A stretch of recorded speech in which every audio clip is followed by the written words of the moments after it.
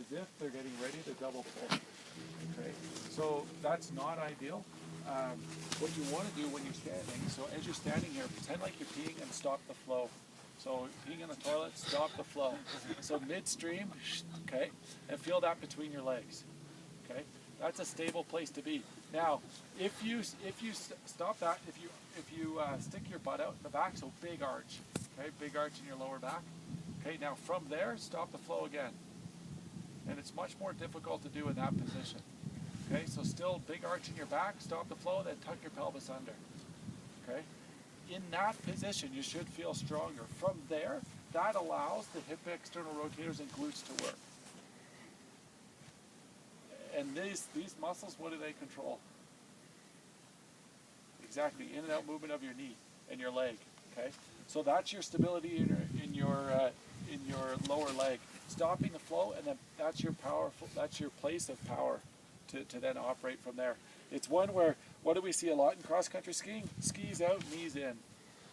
And that's recipe for disaster from a knee injury standpoint, from a tie-dye T-band standpoint, from an Achilles tendonitis standpoint. More stress on the calf, which will lead into the compartment syndrome. Okay? So the way you stand, the way you carry yourself throughout the day is really important. The other area that we look at are your shoulders or your upper back. So shoulders, upper back, and neck. So your stability through your shoulders. Has anybody popped their shoulder out? Dislocated their shoulder? Yep. Natasha. So this is something that some people on a national team have done, some people in the World Cup Ski Academy have done. It's something that none of you want to have happen. It could be as simple as getting your ski pole caught in a twig or a branch on the trail to yank your shoulder. Okay? So having the stability in your shoulder is really important from your arm standpoint. When your hands hit the ground with the poles, you want that force going through your body and out, and not moving around in your shoulders as your poles hit the ground. So to be really efficient there. So if we go through posture again, if skiers typically stand with their butts out, they're not going to stand with their shoulder or with their hips out. They're not going to stand with their shoulders back. Shoulders are going to be forward typically. Okay, so that would be a typical stance, right? It's how we hang out right here. Not ideal.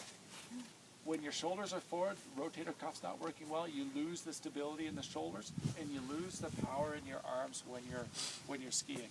So to do it correctly would be, again, we come back to here, stop the flow. How do you know what position to be in? Stop the flow, tuck the pelvis under, and that's a good place to be. From a shoulder standpoint, shoulders get set a little bit in the back. So you can pull them way back like that, it's too far, right? So just relax, just set them a little bit, okay? If I relax completely on there, set them just there, stop the flow, and then you can walk, okay? That's a place to get strong, a way to get strong, okay? While you're outside of training. So these things that we can do outside of training are some of the things that really help. So what we're going to go through today is some flexibility and some strength as related to the shoulders, the upper back and neck. Those three areas go together. And then we're going to do lower back, pelvis, and hip from a strength and stretching standpoint. And some of these things, what I'm trying to do is get you really stable in your shoulders, really stable in your lower back, pelvis, and hip. That will translate into better skiing, more efficient skiing, and less likely to get injured.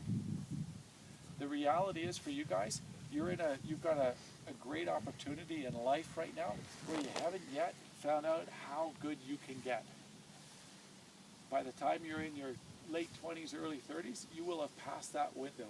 And it's all you're doing is trying not to lose too much each year. Not a great place to be, but that's the reality of life.